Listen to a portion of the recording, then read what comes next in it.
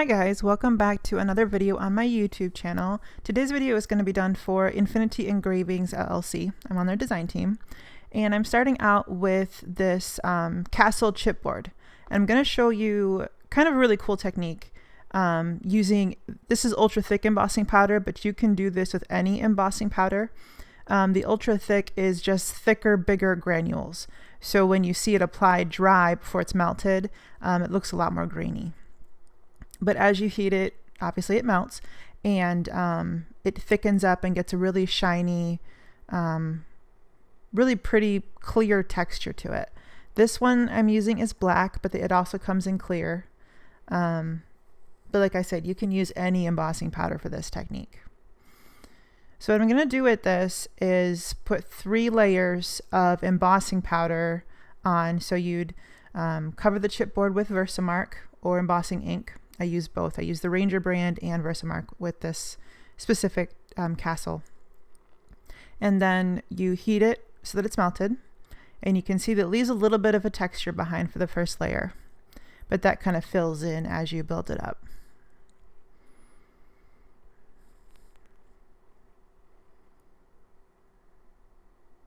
And when you do this, you're going to see a few little granules kind of fly off with the heat gun blowing on it, but it doesn't matter. As long as you're not completely blowing all of it away, you're fine. Which is why it's important to use a sticky ink like Versamark or an embossing ink. So once that's cooled down, which only takes a few seconds, you add another layer of embossing ink. And here I'm using the Ranger Dabber Top.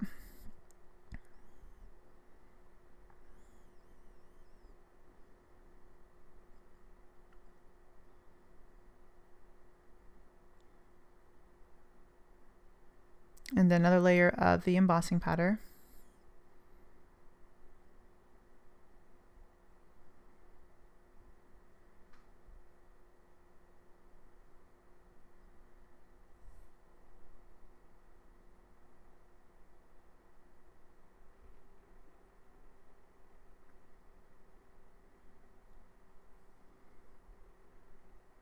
And then you'll see when I heat this, as it melts, the texture kind of fills in and smooths out.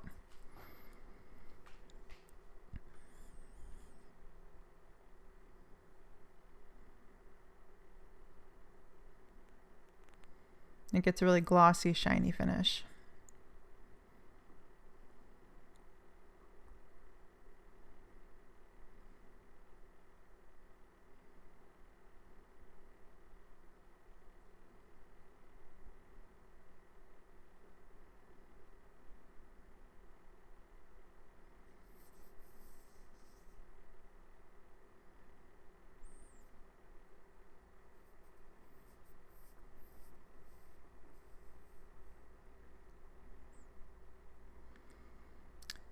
And so what I'm doing here is I'm goofing up.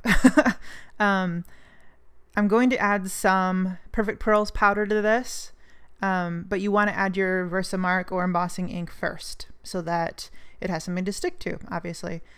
So if you goof like I did and add your Perfect Pearls powder first, then just brush it off because it's dry, it won't stick.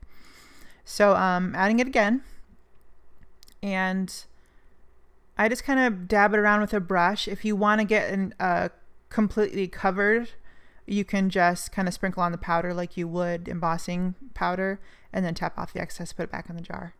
But here I wanted just some spots of color, and I'm also using, the first one was Grape Fizz, this one is Biscotti, so it's kind of like a creamy white color, a little bit of a golden hint to it. So I tap off the excess.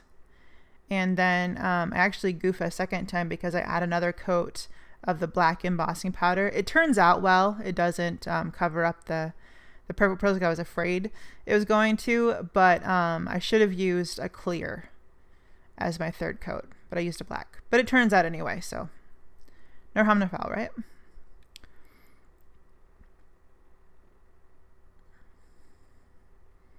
So as you can see, we kind of melt it. And the color in the Perfect Pearls still stands out. You can still see it. So I was happy about that. If it had covered it up, it's really not a big deal because you could have just or I could have just added another layer of ink, Perfect Pearls, and then clear on top. But it still shows up really well, so I was pleased about that. Then that blue piece is just an extra one I did, kind of experimenting.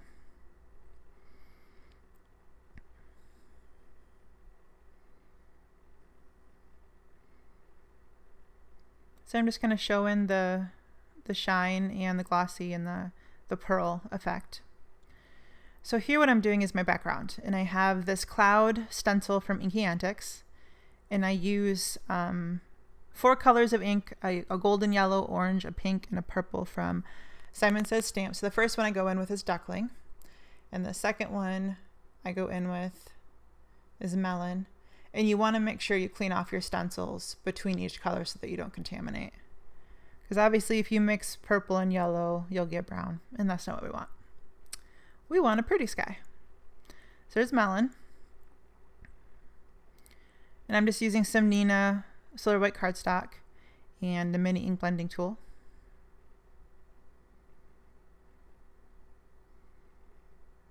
And clean that off real quick. And the pink I'm using is Simon Says Stamp Hollyhock. And this stencil is usable on both sides, so I just kind of flip it back and forth and put it at a different angle to vary the shape and density of the cloud once I ink it. And I got the little hole there in the stencil on accident, so I tried to cover it up, but it didn't really matter in the end. And then the 4th color, the purple, is Hot Mama, also by Simon Says Stamp.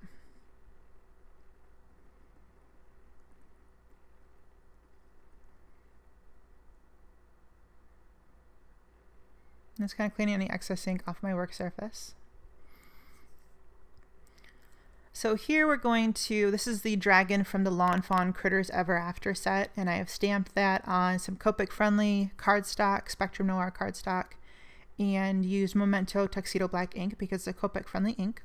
So I'm going to put some music on that you can listen to while I color my dragon, and I'll catch back up with you when I'm done.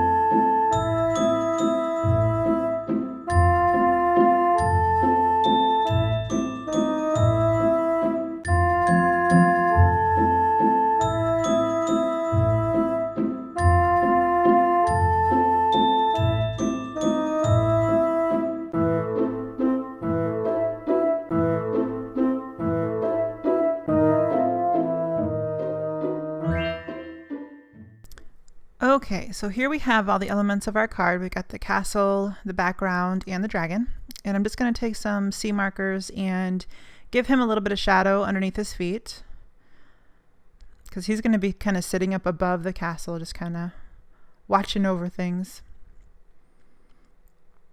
And I use, I believe C3 and C5, just to add a little bit of darkness. But all of the colors and stuff will be listed in the description box if you want to know specifically what colors I used for him.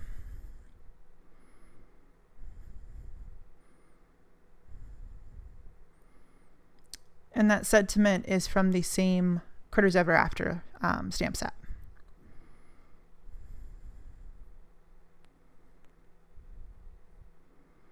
So to finish up the bottom, I do a little bit more inking, and I use Wisteria from Simon Says Stamp along the bottom, making sure I don't get that purple into the yellow.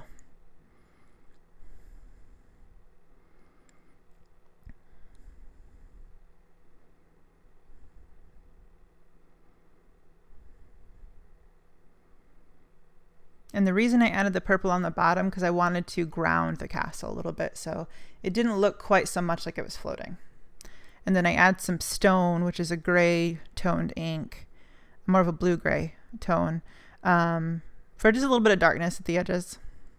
Just again, to kind of ground the castle so it doesn't look like it's floating.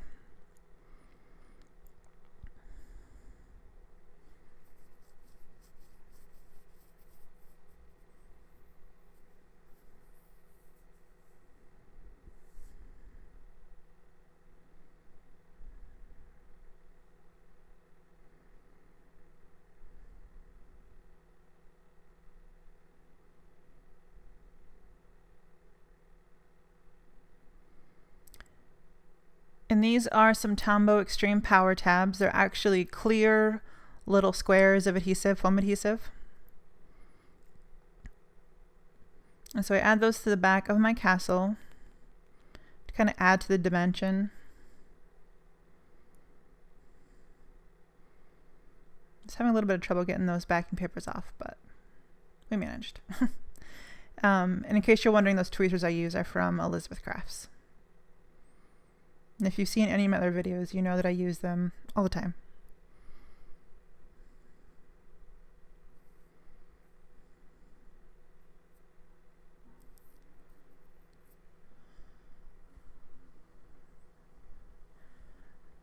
So adding the second half of my castle, I overlapped the two corner turrets. And I used Glossy Accents thinking that it's a really good adhesive, so it would stick very well. However, it does not stick to the embossing enamel. So I end up having to kind of rethink that. So I added power tabs to the other side and just kind of let the two overlapping pieces kind of float there, if you will. And then I forgot to stamp my sentiment. So I added that with also some Tuxedo Momento Tuxedo black ink. And then added some Pop Dots white foam adhesive to my dragon.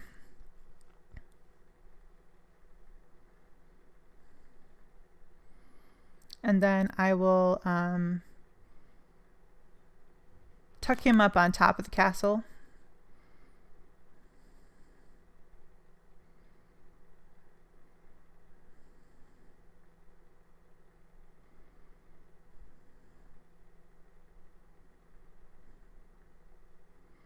So I just used some tape runner to adhere this to our card base. And our card is complete. I did add some sequins off camera, but otherwise you got the gist of it. So thanks for stopping by. Thanks for hanging out with me. I hope you enjoyed the video. If you have any questions, leave them in the comment section below and I'll do my best to answer them. There are some stills at the end, so don't forget to comment, like, and subscribe so you don't miss anything else. And we will see you later. Have a great day. Bye-bye.